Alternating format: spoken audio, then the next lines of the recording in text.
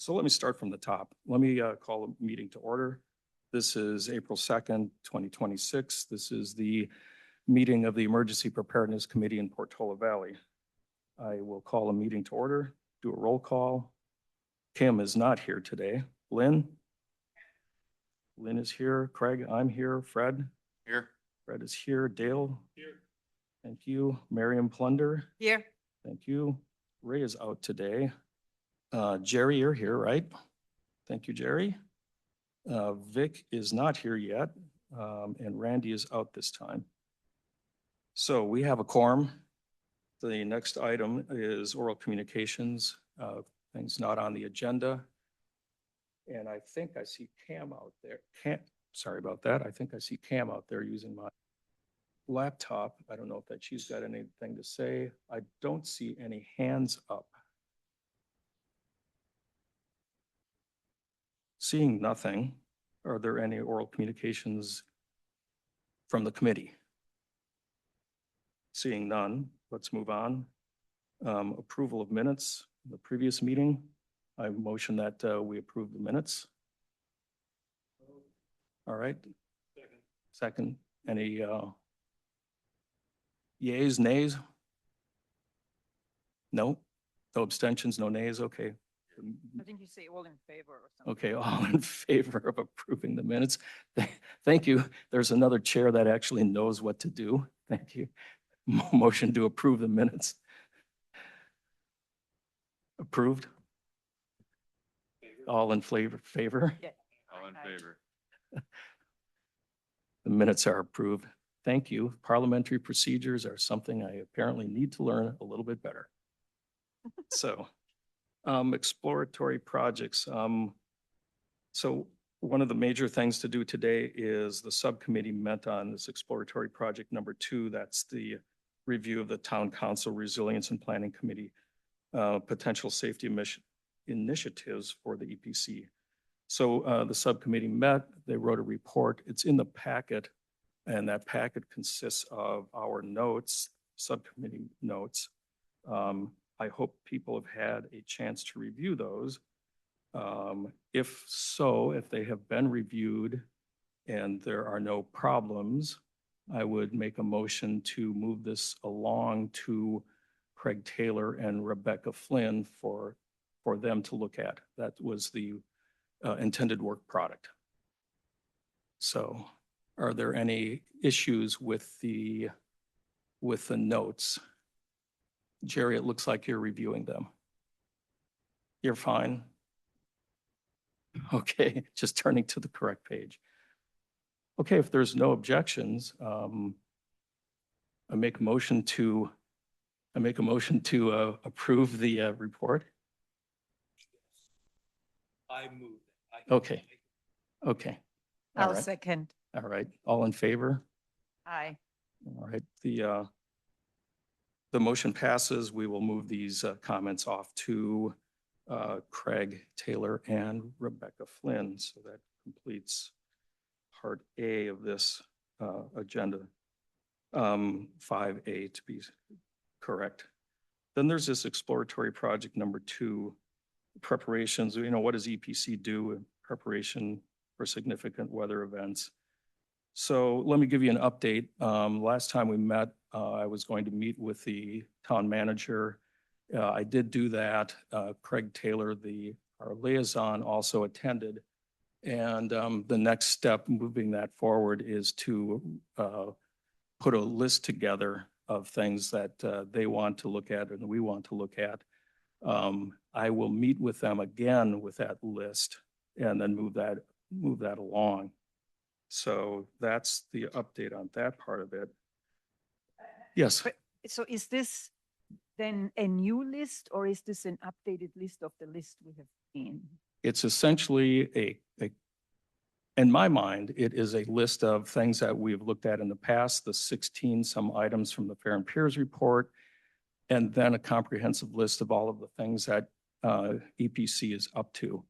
So I think at the last page of the packet that I sent out was my rough idea of all of the things that EPC is up to. So that would be part of the list also. So that's the intention. I have yet to set up the meeting. I'll hope to do that before our next meeting so that I can report back with, next steps. Go ahead, Jerry. Just wonder, has anyone put any budget to any of this? That's a great question. So I know that we have a budget of $1,500. So are you talking about our budget or the town budget?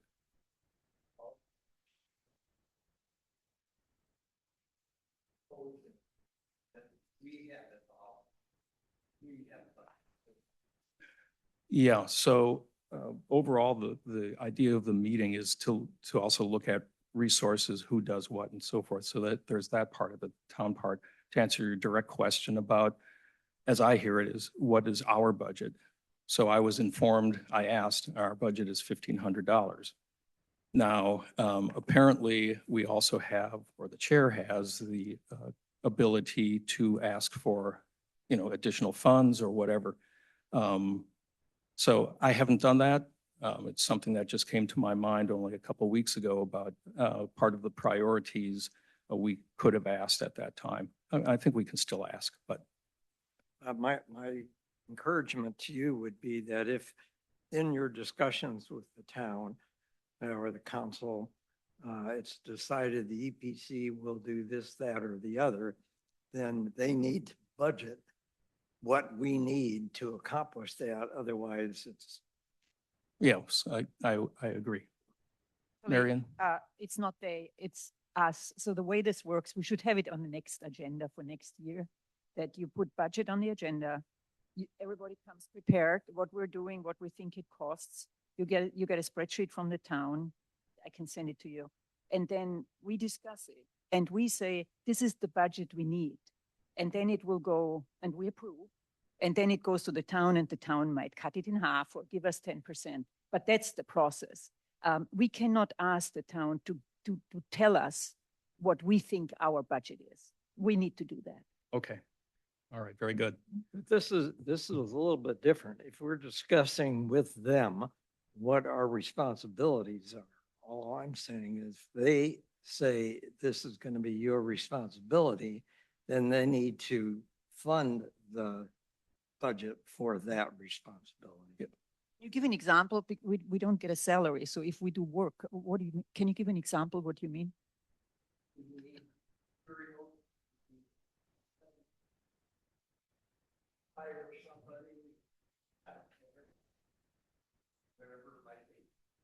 Yeah, I think Marion's kind of getting at the process. And that's something I wasn't aware of. Being a new chair, steep learning curve. So it's something I'll follow up on and find out what our options are. Jerry, I think I got your point completely. I mean, if we're asked to do something and it requires capital, it's like, okay, so where does that come from? So. I'm confused. We're on 5B and the significant weather event. Yeah, because that blossomed into kind of an entire list of, what's going on and so forth. Vic brought this up about kicking the can down the road. So during that meeting that I had about just this topic, that expanded into, well, why don't you come to us with a list of things that you're doing, things that have not been done, and we can prioritize them and go forward from there. So again, this is something that expanded and just following up on it. And my intention is to do a meeting and then come back to the committee at large. Thank you. Okay, no problem. Thank you for asking. That kind of then went into something that I want to cover. It's not explicitly on the agenda, but it's something that's important. And that is the outreach that comes out from this, because part of what this part A was, this exploratory project 1, was, what do we do about these weather events? And the town manager was talking about, well, outreach, let people know, for instance, that power lines are down and so on and so forth. So when I look back at the outreach and what Vic had brought up about this document that he wrote, I think you authored it, right, Vic? That long document. I was thinking, okay, so what's going on with the outreach subcommittee? And I looked at your document and I've failed to have the words right in front of me, what the title of that is.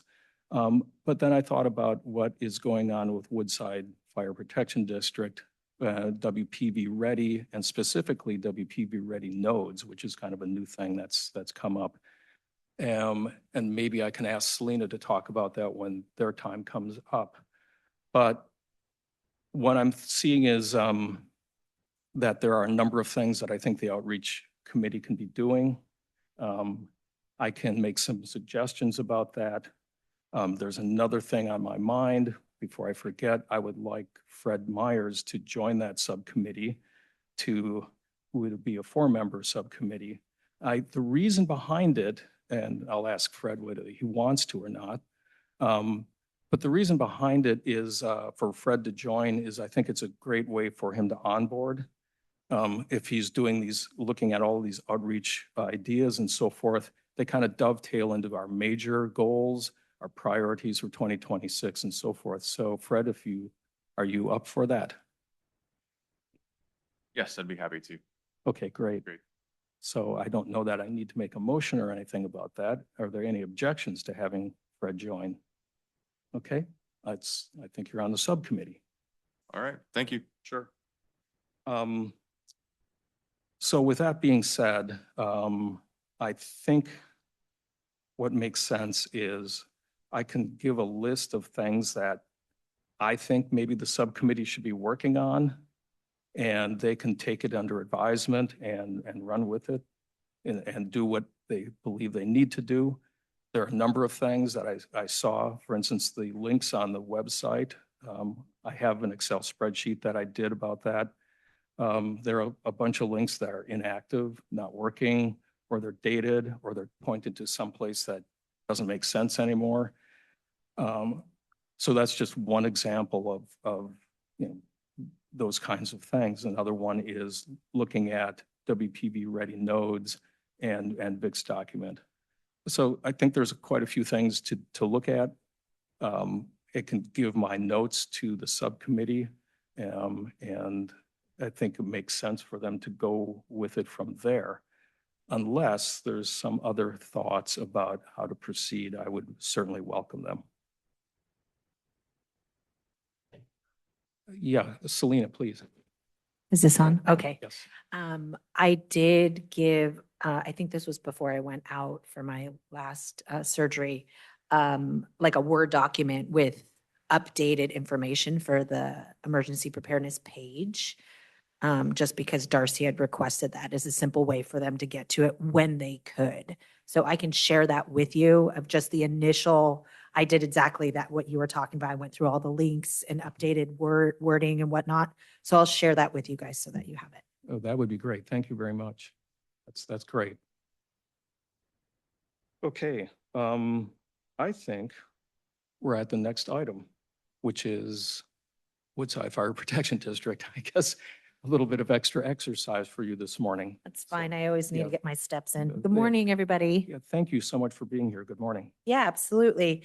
I'm going to be presenting the fire chief's report. If you have any questions about it, I'm just going to direct it to the deputy chief over here. So we're pleased to announce that we filled our finance technician 1 position. Grace Chow, who's been working with us part-time, has applied for and been hired for the position starting March 2nd. We're very happy to have her as part of our team. We really like her. And she's quite young and just ready to get them. So we're happy to have her on board. Woodside just hosted I'll talk about that after. So Woodside, the WFPD Type 3 fire engine is set up to ship this week, and we're excited to receive the apparatus and begin the process of outfitting it with equipment and starting the necessary training required to begin operations. Station 7, yeah. That's where we have the most room. Oh, cross staff with the rescue. That's cool. That makes sense. The crews assisted with a second alarm vegetation fire that was on the border of our district in the state responsibility area, SRA land. on March 24th. This was the same night as our CERT training, so it was quite interesting to have that happening at the same time. This fire was just about half an acre with two small additional spot fires that jumped the freeway. All the crews on scene did a great job of quickly containing the fire. And we did, even though it was an SRA area, not technically our fire, we did send out an SMC alert. And there again was big feedback about, I didn't get it, why didn't we? And I just want to reiterate again that the SMC alerts, when we push them out, it is not a FYI. It is whether we want them to take an action, right? So avoid these areas. And we don't want to be blasting information out. So we just say to monitor watch duty is such a great resource if you're concerned or wondering what's happening, right? So just monitor watch duty and fire dispatch for that kind of stuff. Firefighter paramedic Amanda Dale was recognized by the Peninsula Council of Lions Club on March 27th for her outstanding service on a medical aid last year. This involved firefighter Dale's professionalism in a sudden cardiac arrest in which her efforts resulted in a positive outcome for the patient, which is pretty awesome. I just heard about that too. So congrats to Amanda. Just as a community update, on March 19th, we hosted the new San Mateo County Sheriff, Ken Binder. This was a meet and greet event for members of the public, and Supervisor Ray Mueller was also in attendance. Now for my report. This month has been a really good balance of both last month, WPV CERT and WPV Ready, with lots of hands-on activity. So on the CERT side, we just wrapped up our spring basic training cohort, skills day, and full exercise, which took place on Saturday. It was followed by our final class this past Tuesday. We always have a class afterwards, right? So we can it's like our closing night, right? We had about 30 people that attended the exercise. So that's between our new CERT students and then our victim patients, our patient volunteers, which are part of the Young Men's Service League. So it's a nonprofit organization that WPV Ready collaborates with. So these teenagers and their mothers come and they play the role of victims for us, and we moulage them, which again is that injury simulation makeup, right? So they look bloody and gory and shocking for our people. So basically the day was them able to put everything into practice, right? So all the skills they'd been working on, the morning portion was them running through all those hands-on skills, and the firefighters did a great job in leading the instruction for us. And then we break for lunch, and then the afternoon we run the full-scale exercise. What was really great this time is we also ran a parallel exercise with our incident management members and some potential team members. So participants stepped into the roles like incident commander, operations, planning. We had somebody on the radio. Dale was there on that level doing the exercise, so that was great. This really helps simulate how things would function during an actual incident. And I just want to express my gratitude for all the people that volunteered their time. It's so much work to get these classes and have them at this level. And it really showed through this past weekend by how fluid everything went.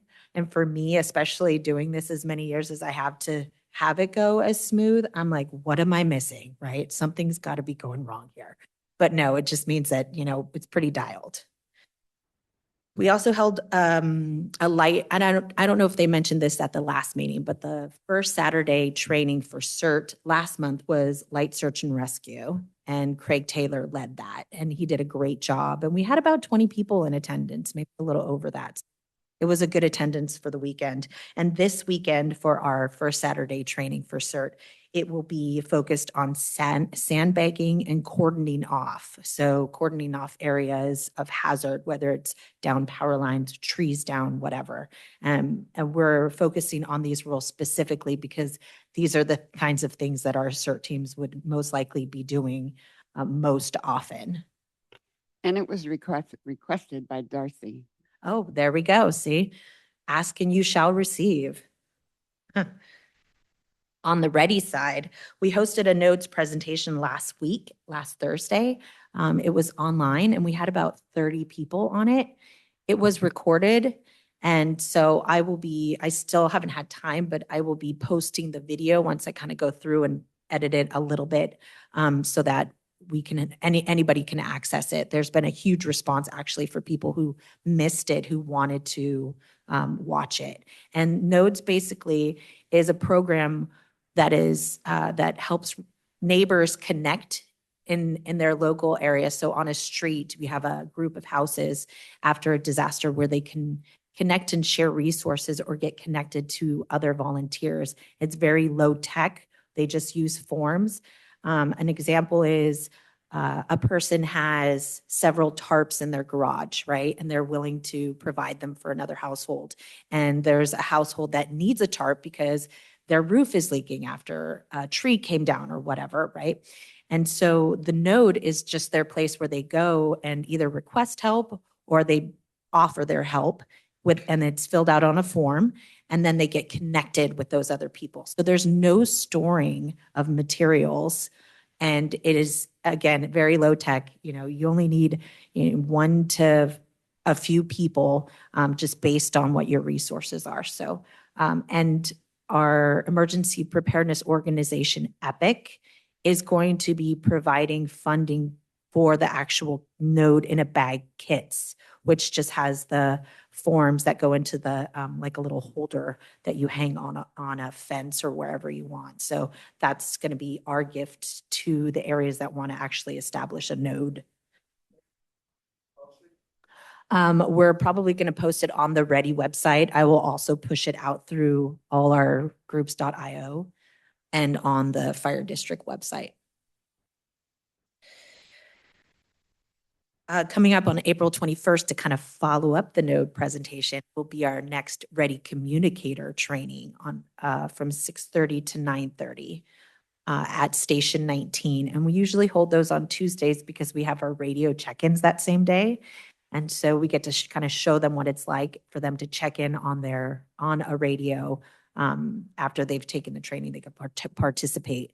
And the communicator's role with the node is really the link between the nodes and the CERT team fire district. So if there are priority needs, somebody is hurt that can't be handled within the neighborhood, they can push that information out to the CERT team, to the fire district, so that they're aware that there's something going on. So it really links the Ready side and the CERT side together. And lastly, I do want to mention that the fire prevention or Bureau of Fire Prevention and Life Safety, we started our own Instagram page. It's Learn, Prepare, Survive. And we posted our first video, which was all about the fuel mitigation crew. They were up in the Los Trancos Vista Verde area removing French broom. So we did a little video about that on there. And we'll just be pushing out all our projects that we have going on. I will be making one on our nodes. So like and share, go on and subscribe if you're on Instagram. Any questions? I have actually two questions. Yes. The first one is in terms of the outreach subcommittee. Is the Woodside Fire, are you using Google Analytics or anything to look and measure where do people go on your website? What is No. success? Why not? I don't know. I don't know how to do that. So, and I know that would be great. I know most of the people that go to the website are looking for fire prevention information. So, inspections, building requirements, that is the lump of it. And then it's probably secondary is for chipper information. And I can only speak on that because of the amount of phone calls we get about people trying to navigate our website or calling, asking questions. It's usually in those two areas, but I don't know. And I'd love to, if you're, well, we can talk offline. Yeah. that'd be great. I have a second question. I saw yesterday on Westridge at 9:15 p.m. the mother of all fire trucks from Menlo Park 14. What was that? It was a fire truck with a a second whatever behind it. And I think I've never seen anything as huge as that. And it was going up with blue lights at 9:15 on Westridge. Mm. It was huge. Good morning, everyone. What we have in this county is we've moved to a dispatch system. They call it an AVL. And that picks the closest unit to the call. So if that was a truck company, a ladder truck. So it's got 102-foot ladder on it that turns and extends. But if our rescue is in quarters and truck 4 was out driving around, they would get the call. So we have drop boundaries throughout the county.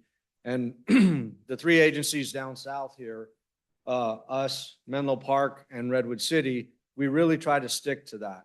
The closest unit, because we're here to serve the public. So if there's somebody out that's closer than the guy sitting in the station, that's where you're gonna get that piece of apparatus. So, and it could have been a fire alarm, it could have been a vehicle accident.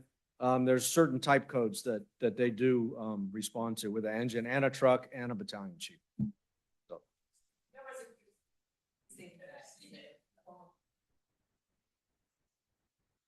So Selena, I had a question.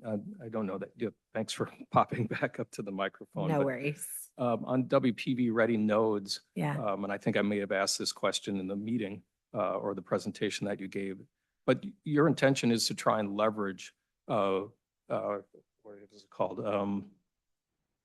It's right at the tip of my tongue here. Oh, Firewise.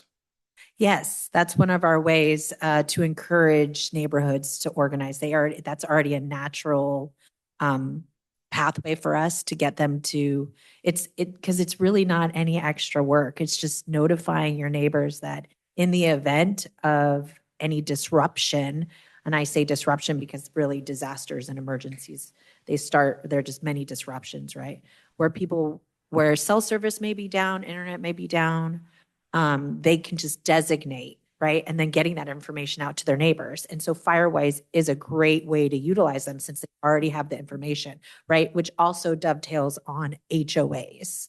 So any HOAs, right? So it would just be a matter of them saying, okay, we're going to use this community area, or we're going to use the driveway in this cul-de-sac or whatever. But yes, absolutely.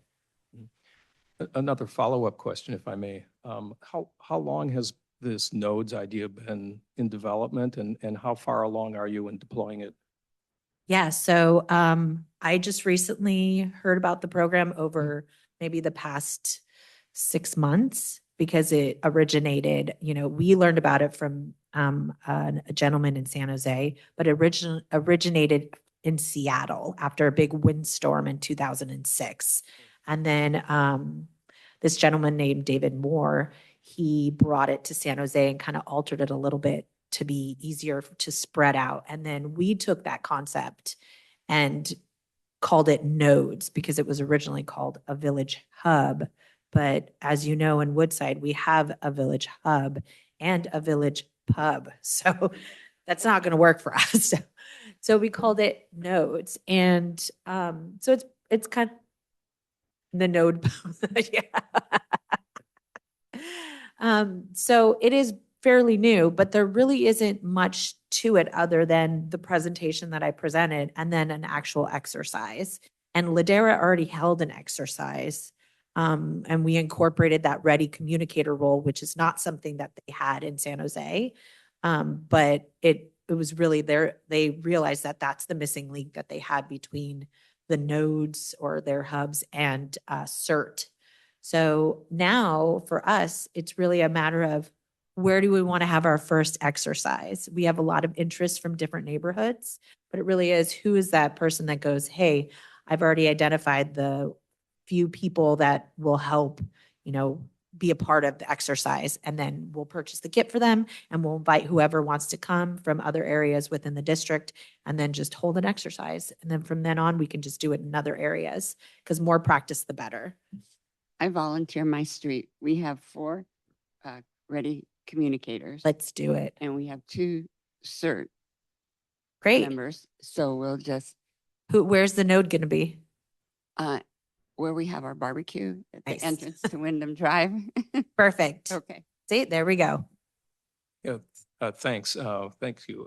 I just wanted to make one last comment and then Jerry's up. But I think this is a really great idea. I think it's a natural thing. I live within HOA or within an HOA. And that's kind of how we've organized is, geez, we don't want to stockpile things and so forth, but I've got this equipment, you have that equipment. Yeah. What do you need? And then, of course, the nodes, connecting nodes. I think this is really addresses a hole that was left in the program. And it really dovetails very nicely with what Vic has done in the past. I think it's just a great thing to leverage. And then just a request that I'd make, if you need something from the EPC, just please reach out and we'll help Great. coordinate and do what we can Yeah. as an advisory committee and so forth. And I think maybe 50% of us or so are actually CERT members. So Great. anyway, those are my Mouth. That's my biggest thing. Talk about it. Yeah. A lot. all right. So Jerry, please go ahead. This is just because I'm ignorant. Is there a formal document or guide that is given to a Firewise board or chair on how to further organize their community for other emergency? There is not, but it could be as simple as I just recreated the node manual. It's a handbook, right? And we could give this to them and say, in order to help assist you with organizing your neighborhood, we have this node program, right? We can hand that over to them. I haven't released the manual yet because we're training and Well, having worked with Vic on this, one of the problems is lighting some fire under somebody to do something. yeah, And everybody's busy. yeah, And I think you really need my opinion, do this first, do this second, do this third. Yeah. Here's what it should look like when you're done. And not give them a research project, try and find it in here or in there. Because I think the lack of success to date has primarily been around, it's just too much effort for Absolutely. most people. So you got to figure out a way to yeah. that. I would like to also, absolutely, it's like when you ask somebody, can you help? Like, instead of going, can you help me with this specific thing, right? So it's one thing and people are more likely to say yes to the one thing because they know what it is rather than the broad, well, okay, well, what am I helping with? Great. Yeah, go ahead. Oh, you were? Okay. Well, we'll take Mary and then Vic. Could Please. you clarify CERT and Firewise? They're both neighborhoods? So no. CERT is our Community Emergency Response Team. So CERT is after there's a disaster or emergency, right, declared disaster, our CERTs can be utilized to respond to incidents in the neighborhood under the umbrella of the fire district or the town. Now, And I know exactly what CERP used to be. yes, that Is- was everything. That CERT was, and I don't want to get to what the tasks are, but what I try to get to is location. Because I hear CERT and I hear Firewise, and I am assuming, and these people all live somewhere, that there is an overlap. Some people are on CERT and on Firewise. yeah, Firewise is a totally different program. The two sister programs that we have are WPV Ready, which is about preparedness, and it starts on a personal level and goes up to the neighborhood and as a community, right? So it's all preparedness. Yes. And then the CERT side is response. So after disaster, our CERT teams are going to be deployed out into the community to assist with damage assessment or sandbagging if there's a big flooding event or cordoning off areas of hazard. So they're used as a response mechanism, right? And the ready side, we're not asking the neighbors to come down and then we give them a task and go out into the community. the Ready side encourages residents to be prepared for the event, right? And then the node, what that does is after a disaster, they just naturally come together in a neighborhood. People, come out of their house, they're looking at what's going on. What do we do? How do we help each other in that immediate neighborhood, right? And then so that they can share resources in the neighborhood. But if there's maybe a house with somebody injured, they can't get them out, they can send that through the radio to communicate to the CERT team and to the fire district for assistance.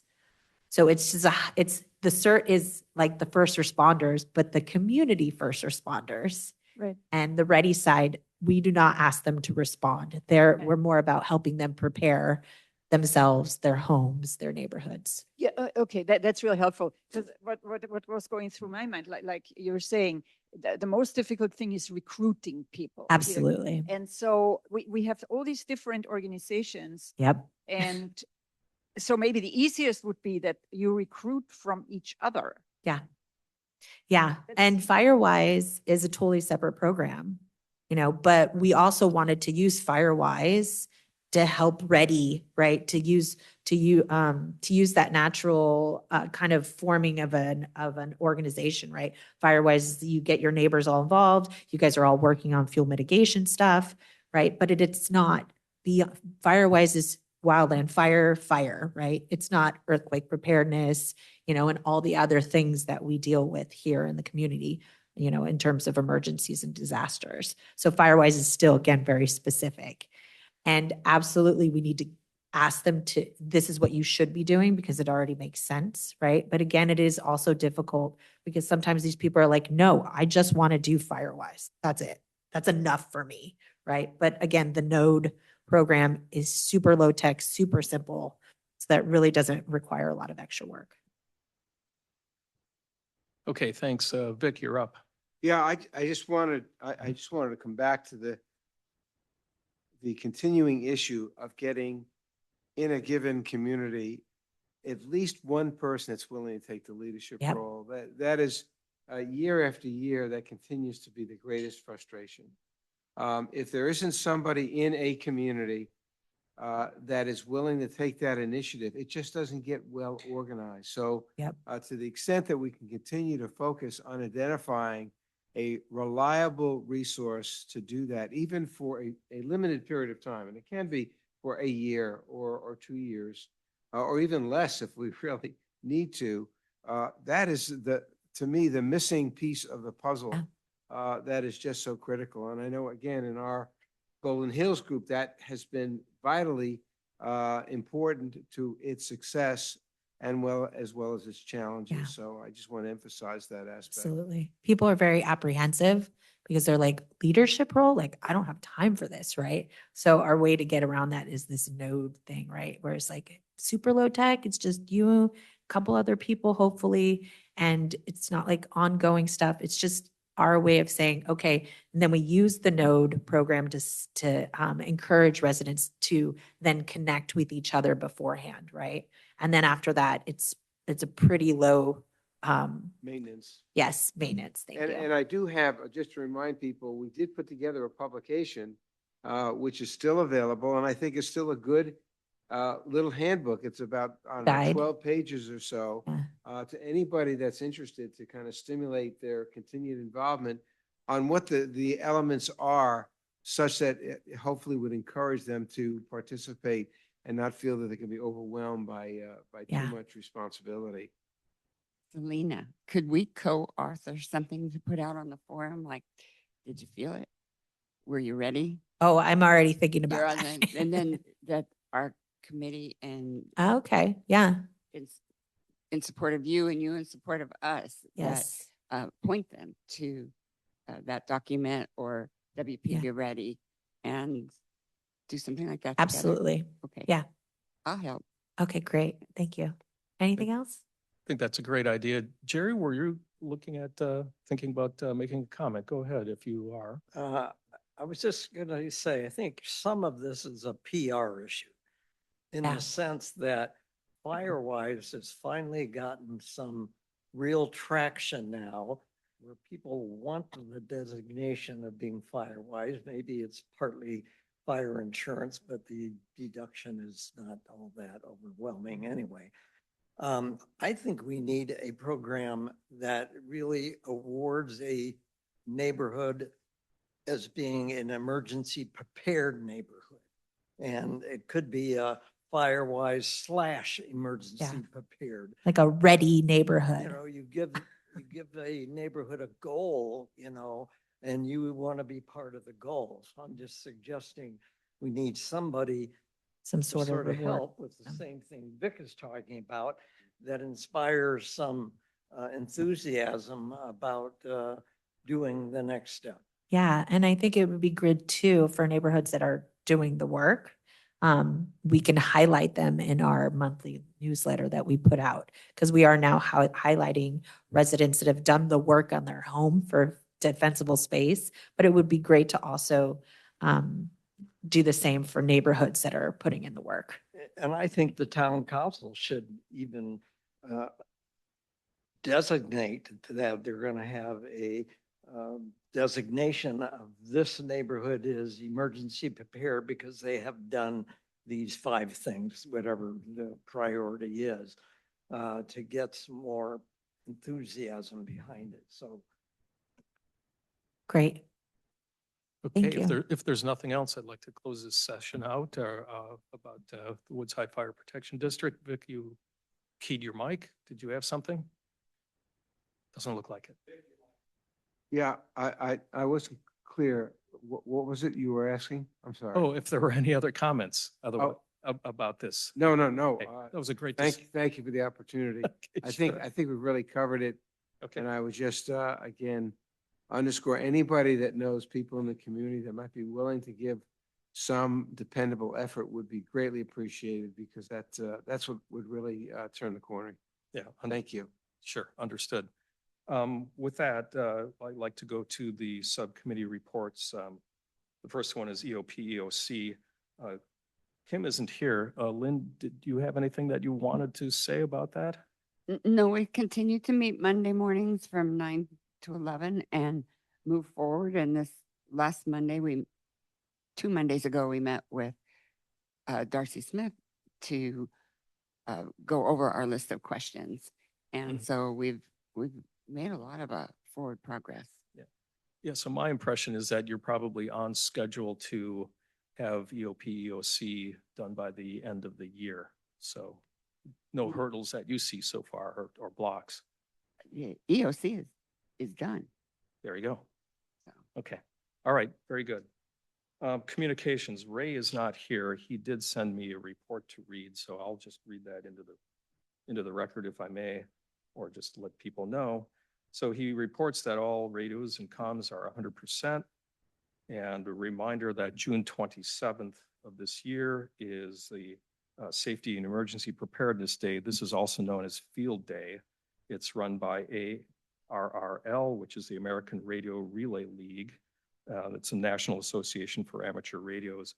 And then Field Day allows you to practice emergency communications and set up emergency or temporary stations and connect on various bands. So part of the activity is to actually set up the trailer that is out at Station 8.